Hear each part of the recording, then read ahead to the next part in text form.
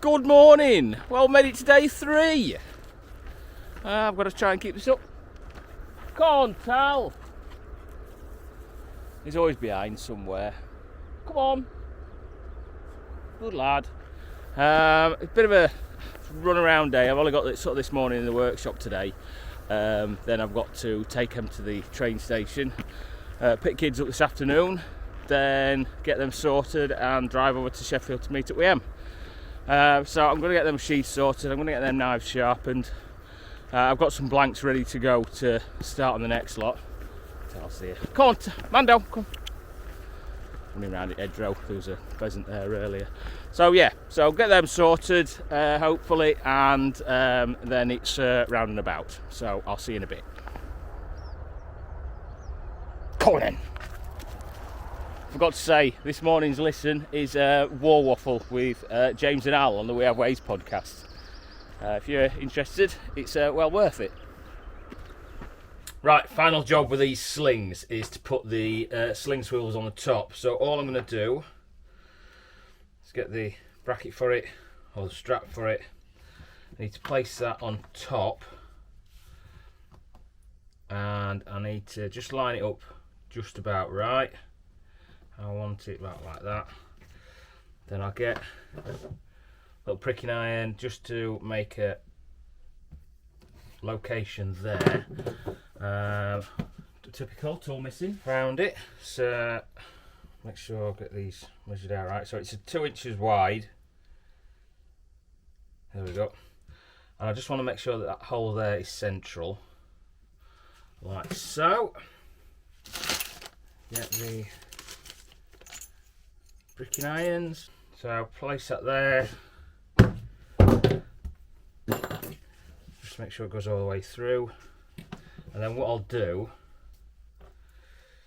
put that on that. And then I usually just get a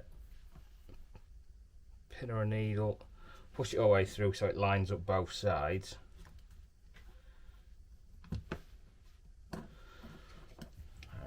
There we go. Should have done that all the way around to start with, but never mind. So that's about right. Some leather, then I can put that underneath there. Just line it up so I'm happy with it.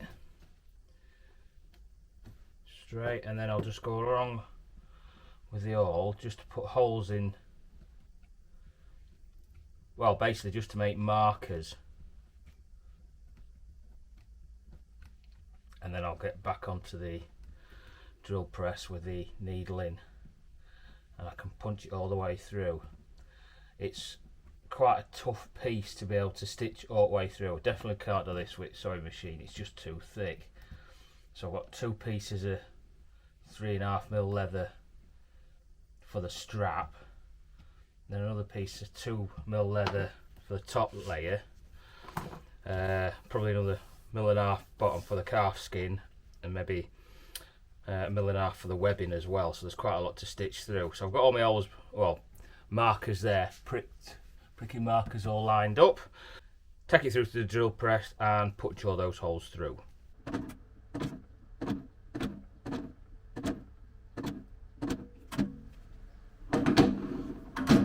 There we go, that's all them punched through. Now I can put the final part on. Bit of dust on it, typical.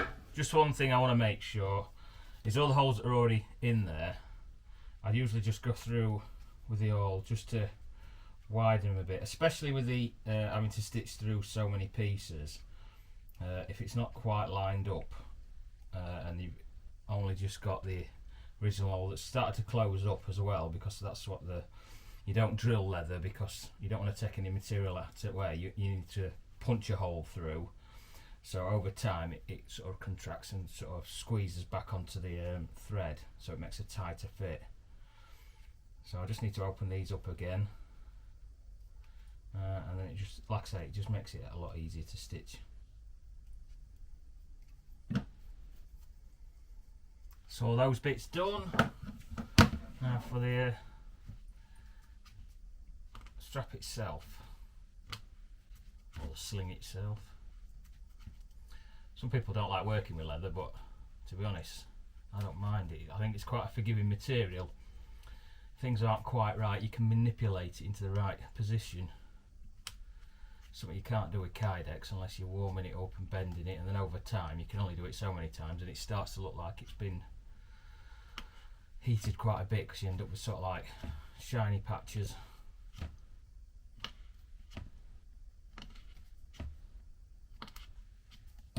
There we go, that's all them sorted, and now it's ready to stitch up.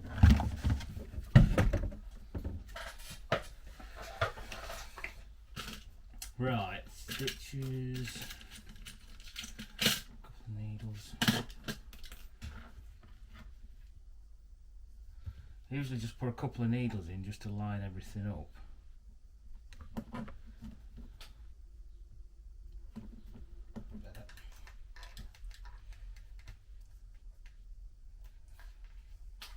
I think that's right. Right. Thread. Little scissors there. And little things. Right.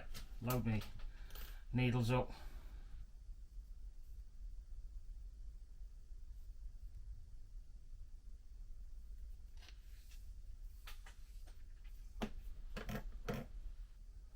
Probably got a load more thread than I need here, but never mind.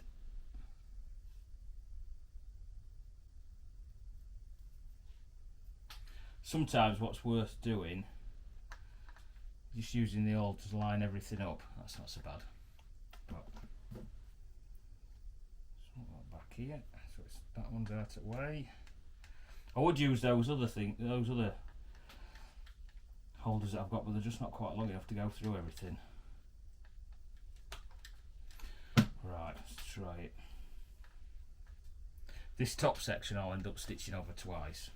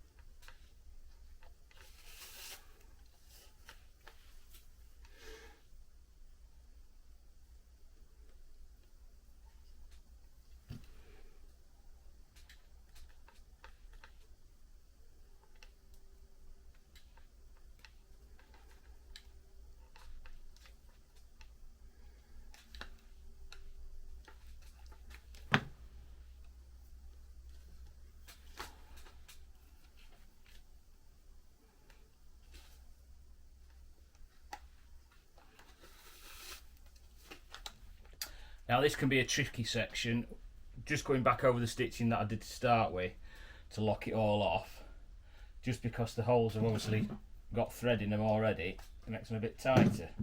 That's when a handy pair of pliers comes in.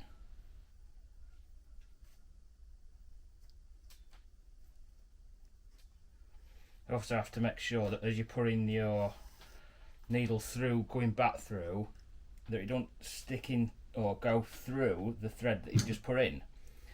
That's why you put your needle in, pull the thread back out slightly, just to make sure that it hasn't caught like that. Wrap it round. Because I have done it where I've just put the needle through one side, put the needle through the other side, and it's been caught up, and I've had to start, especially when you're halfway through stitching and you have to start all over again. There we go, that's not so bad. So that's in there. I'm going to put that needle through that next hole there, so they're all both on the same side. I always put the finish off the thread on the inside, trim that off, get the lighter just to melt the ends on them.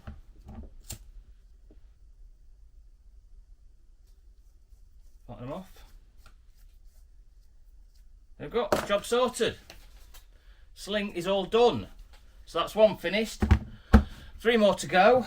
One of these will be going virtually straight out, as long as I confirm the address. And then the other 3 are going to be put into stock and should be going onto the website. So hopefully by the time I get this vlog out, they'll be there. So go and take a look.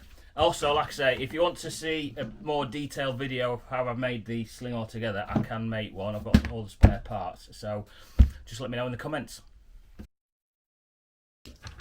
All done, all stitched up, all ready to go. If I can just pick these up. There we go, all done. Now I've got to get some photos of these so I can get them on the website and get one of them posted off.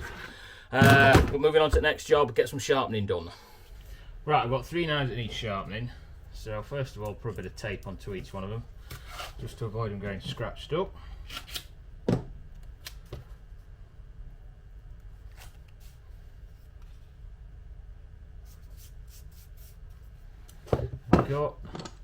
I've got the jig for the Tormek. I think these might be record power ones, a little bit cheaper. Just line it up. I use the lines on the board just to try and get the blade level. Right there, tighten it up at the back. That's it, the blade's all nice and sharp, nice and tight on there. Use my ruler, and I need to get it at 135 mil or thereabouts. There we go. Tighten that off. And then with permanent marker, have I got a black anywhere? This will do. Just go along the blade on the edge. Always a good idea to use a Sharpie or a permanent marker when anytime you're doing any sharpening, because what you can do is you can put it along the edge, and what it does, it'll give you an idea of where it's actually touching. So just to make sure that whatever you stone or whatever wheel, you can see where it's touching along the blade, and then you know for a definite that it's got the whole thing, and then as soon as you get a burr you can see it. So that's that one sorted. Second one, I've just put a bit of tape around the handle of this one, just so I can match it up to the right sheath when I've got that, when I put it together again. There we go. I have an age where I put stuff down and I can't remember where I put it, even though it was literally seconds ago. So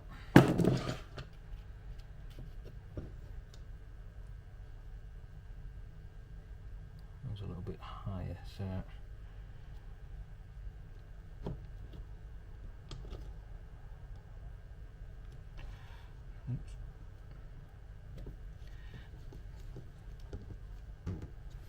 got. Oh, we're not far off with that one. Yeah, probably that.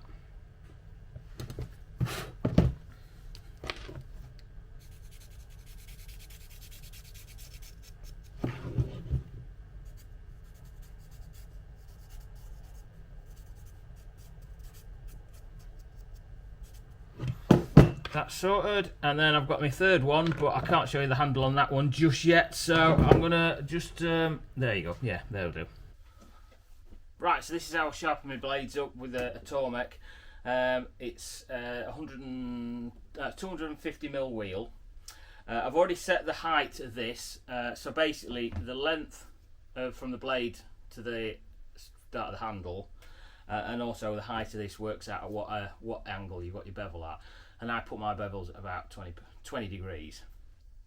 So I'm just going to need to get myself some additional eyesight.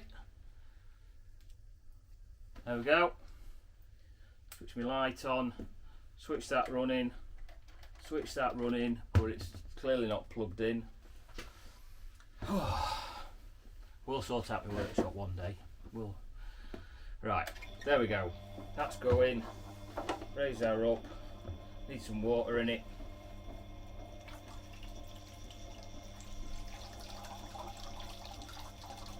There we go, running. So I'm starting off with an 80 grit wheel.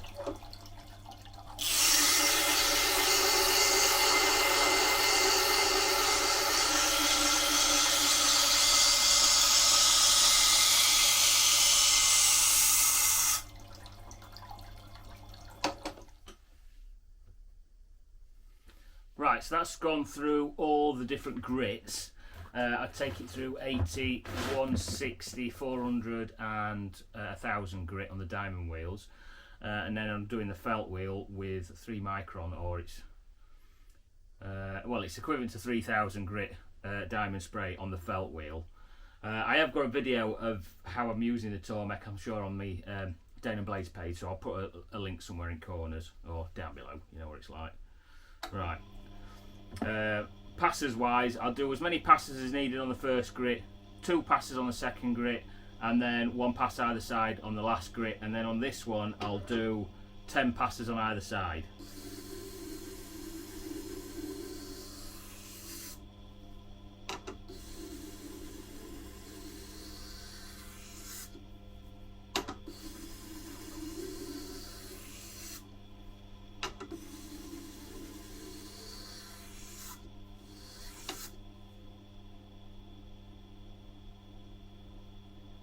Right, that's all done.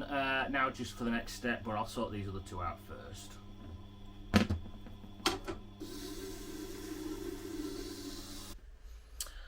Right, I've just done a thing, and I did a stupid thing, and hopefully I've figured it out and I've sorted it, but I'm only part way through before I can check. If it all goes to plan, I'll let you know what the problem was. But before I do that, I'm going to go out for a run. The old couch to 5k, or as I like to call it, the fat 5k. Yeah, it's... I know you're probably thinking, Al, you've got such an athletic physique. I'm sure it just keeps that naturally, but no. I managed to keep my physique through beer and cake. So I'm going to get myself changed and I'm going to get myself out before I have my dinner. And then I've got to take my missus out. So hopefully I'll have time to sort this absolute cock up out. That I'm a bit pissed off with my scent. But never mind, things happen. What a waste of a morning. So that's the first run of week 8. 28 minutes. Yeah. Tiring.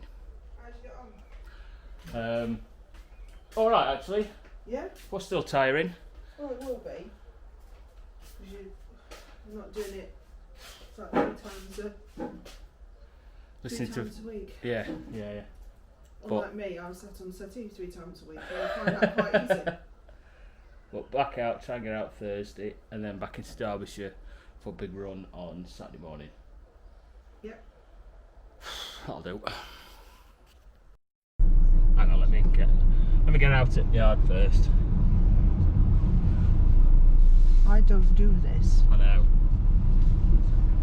So I'm just about to take them down to the bus stop, because you're off into Sheffield, aren't you? Yes. So nearly 2 weeks ago now, I had a little bit of double vision and I couldn't really understand why. Didn't have anything else, only had a couple of headaches that were nothing really to talk about, only like been a bad day, hard day at work, and I just got a bit of headache. Went into hospital to see the eye department, and after about 8-9 hours and going transferred to a acute medical unit ward with a CT scan, it came back I got a brain tumour. Really massive shock. Didn't expect it. Even the actual medical staff there did not expect the fact that I got a brain tumour, because I'm so well.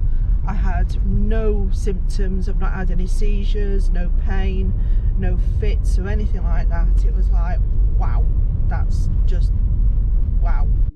Right, so that's what's going off at the moment. Obviously everything's just all over the place. It's looking hopeful, but we can't tell for definite until they've got the tumour out and they can test it and see what it actually is. We're hoping, first indication that was we're going to have an operation on Friday. Unfortunately, she had a phone call, I think yesterday, to say that it's been postponed. So it's been postponed to the following Friday because they didn't have a spare bed in the high dependency unit, because she's got to be in that for the 24 hours after the operation. So it's just a case of waiting now, and just fingers crossed we don't get another postponement. I mean, I'm sure there's plenty of people that have been in this situation before. and probably still are waiting for certain things, but we're just hoping it gets done and dusted and out of the way as soon as possible. Right, I'm going back to sorting those knives out. Well, that was another afternoon that didn't quite go to plan. So after I got back and just talked to you a lot, I thought I'll make myself a brew. Always time for a brew. Gets a phone call off them.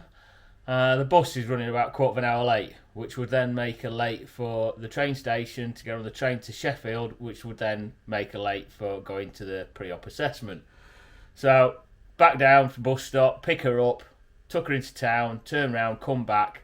That then give us about 20 minutes, 30 minutes to mess about at workshop until I went to go and pick the kids up, to come back, get changed, go back into Sheffield, pick them up and go out for his tea. So anyway, like I said, I had a problem with sharpening and I was trying to rack my brains where it was. So I've got all my knives sharpened. I've used the exact same processes.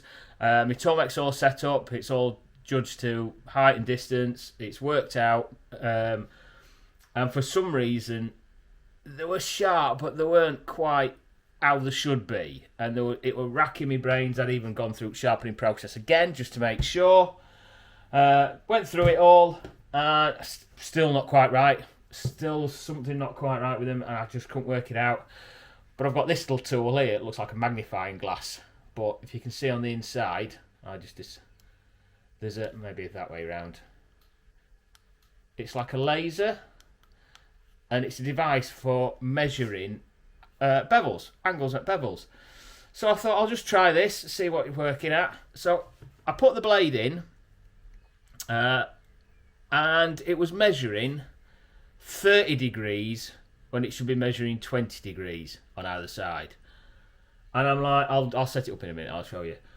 So I'm thinking, well, what's wrong there? How can it be like 10 degrees out on either side? I'm basically making a wedge like a meat cleaver.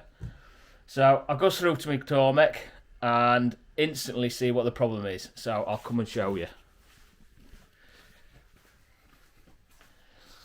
Right. This is the Tormek, and basically I've got it set so it actually goes, you rest the knife there and the wheels are going away from you. So all set up, sharpening wheel be on this side, this is my felt wheel, and it's this bit here.